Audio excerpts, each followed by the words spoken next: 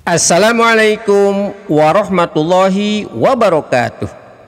Berjumpa lagi di Gula Darah Normal 65 Channel. Moto pengendalian diabetes: tanpa nasi, tanpa tepung, tanpa gula, tanpa obat, dan tanpa diabetes. Tema kali ini adalah apa itu remisi diabetes?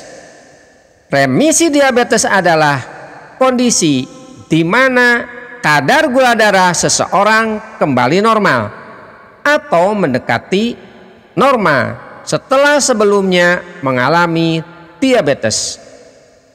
Untuk mencapai remisi ini diperlukan perubahan gaya hidup dan pengelolaan yang tepat. Faktor-faktor yang memengaruhi remisi diabetes. Gaya hidup berperan sangat besar di dalam mengelola diabetes dan mencapai remisi. Di antaranya adalah yang pertama, pola pikir. Stres secara terus-menerus mengakibatkan produksi hormon kortisol berlebih dan mengganggu produksi hormon insulin. Padahal hormon insulin sangat dibutuhkan di dalam mengangkut gula atau glukosa dari darah ke sel tubuh, termasuk otot dan liver. Berprasangka negatif atau pesimis berefek negatif pula di dalam pengendalian gula darah.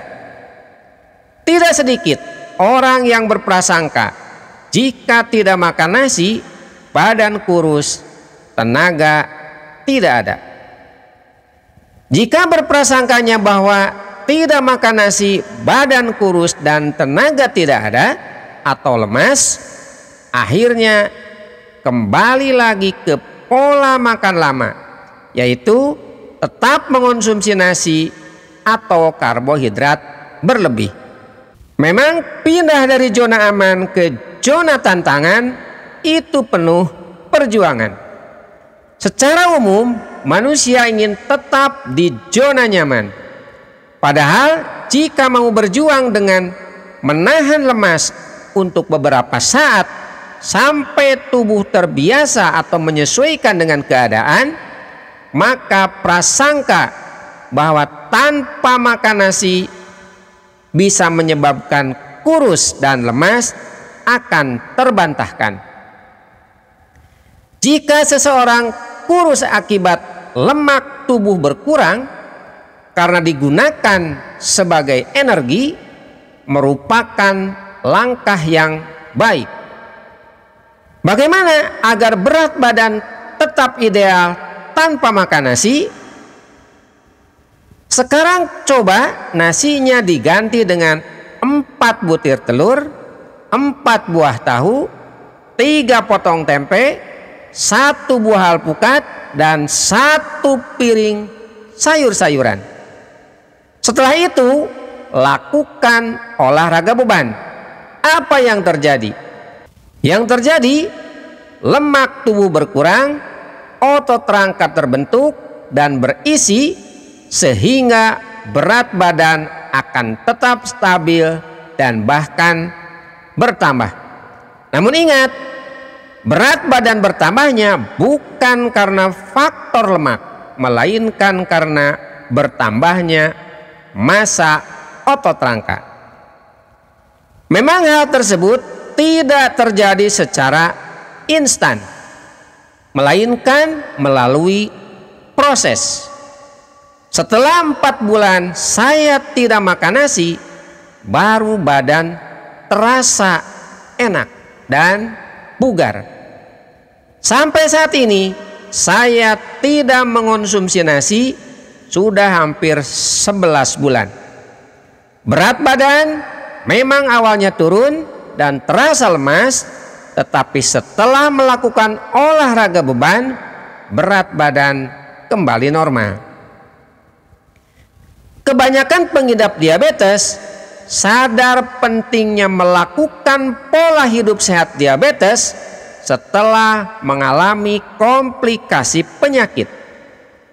Boleh dibilang, jika sudah mengalami komplikasi penyakit, itu sudah terlambat, atau bisa disebut nasi sudah menjadi bubur. Yang kedua, pola makan yang seimbang.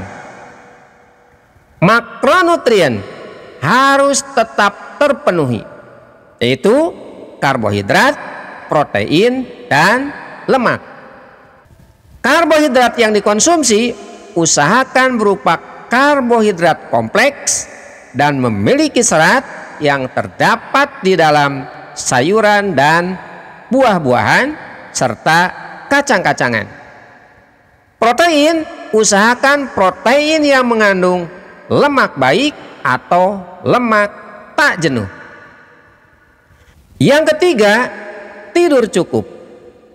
Tidur merupakan kebutuhan bagi tubuh Anda, sama seperti halnya makan dan minum. Waktu tidur juga dipakai tubuh untuk memperbaiki kerusakan sel tubuh sehingga keesokan harinya bisa kembali bekerja dengan normal. Usahakan tidur 7-9 jam per hari. 4. Olahraga teratur. Olahraga memiliki dampak positif pada pengelolaan diabetes. Aktivitas fisik membantu tubuh menggunakan gula darah lebih efektif, sehingga dapat menurunkan kadar gula darah secara alami. Saya menyarankan olahraga untuk pengidap diabetes berupa olahraga beban. Olahraga beban dapat membentuk dan mengencangkan otot. Otot itu sendiri bisa dijadikan tangki penyimpanan glukosa, sehingga glukosa atau gula tidak menumpuk di dalam darah. Yang kelima, menjaga berat badan. Kegemukan yang diakibatkan kelebihan lemak tubuh, terutama lemak visceral, sangat berbahaya karena lokasinya di dekat vena portal yang membawa darah dari area usus ke hati atau liver. Zat yang dilepaskan oleh lemak visceral memasuki vena portal dan berjalan ke hati, di mana zat tersebut dapat memengaruhi produksi lipid darah. Lemak visceral secara langsung mengakibatkan resistensi insulin. Padahal insulin merupakan hormon pankreas yang membawa glukosa ke dalam sel tubuh, termasuk ke liver atau hati. Diabetes mellitus tipe 2 sangat terkait dengan kenaikan berat badan dan akumulasi lemak di hati dan pankreas. Hipotesis Twin Circle menyatakan bahwa diabetes mellitus tipe 2 disebabkan secara khusus oleh kelebihan lemak dalam hati dan pankreas. Hipotesis ini menjadi dasar dilakukannya program penurunan berat badan untuk normalisasi resistensi insulin, sehingga remisi diabetes mellitus tipe 2 bisa tercapai. Nah, sekarang langkah-langkah apa agar menuju remisi diabetes? Yang pertama, konsultasikan dengan dokter. Langkah pertama menuju remisi diabetes adalah berkonsultasi dengan dokter.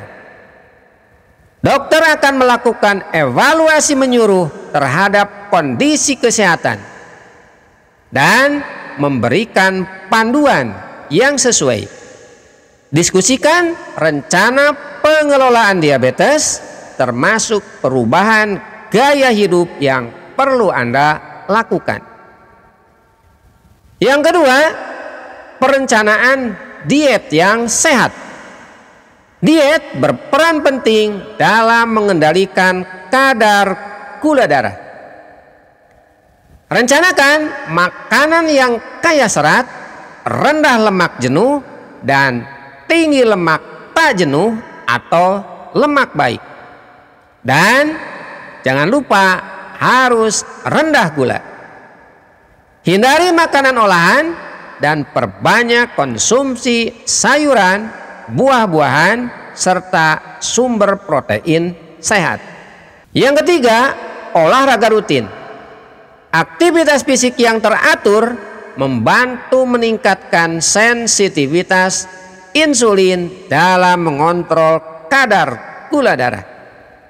Lakukan aktivitas fisik dalam rutinitas harian Anda, seperti berjalan kaki atau berenang secara teratur. Aktivitas fisik yang sangat membantu dalam mengendalikan kadar gula darah adalah kegiatan olahraga beban. Mengapa demikian? Dengan olahraga beban, otot bisa terbentuk dan berisi sehingga dapat dijadikan sebagai penyimpanan glukosa atau gula. Alhasil, glukosa atau gula tidak menumpuk di dalam darah. Lakukan olahraga 30 menit per hari. Yang keempat, pantau kadar gula darah secara berkala. Pemantauan kadar gula darah adalah kunci mengelola diabetes. Lakukan pengukuran secara teratur dan catat hasilnya.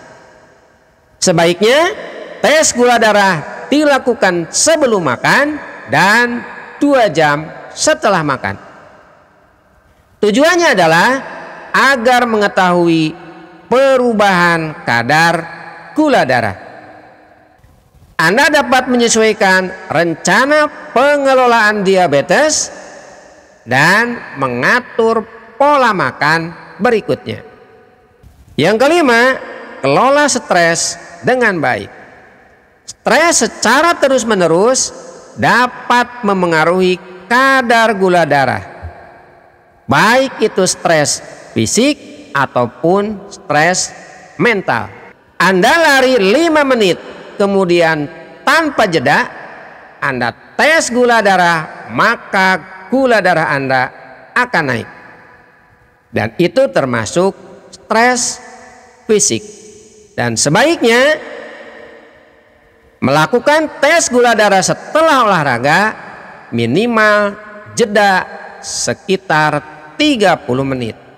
Begitupun stres mental.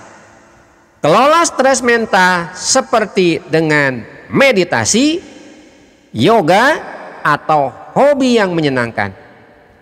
Mendapatkan cukup istirahat juga penting untuk menjaga keseimbangan tubuh dan mengendalikan stres. Pentingnya mengelola diabetes dalam jangka panjang. Mencapai remisi diabetes bukanlah tujuan akhir, melainkan langkah awal dalam pengelolaan jangka panjang. Perubahan gaya hidup yang diadopsi harus menjadi bagian dari rutinitas sehari-hari untuk menjaga kadar gula darah tetap normal.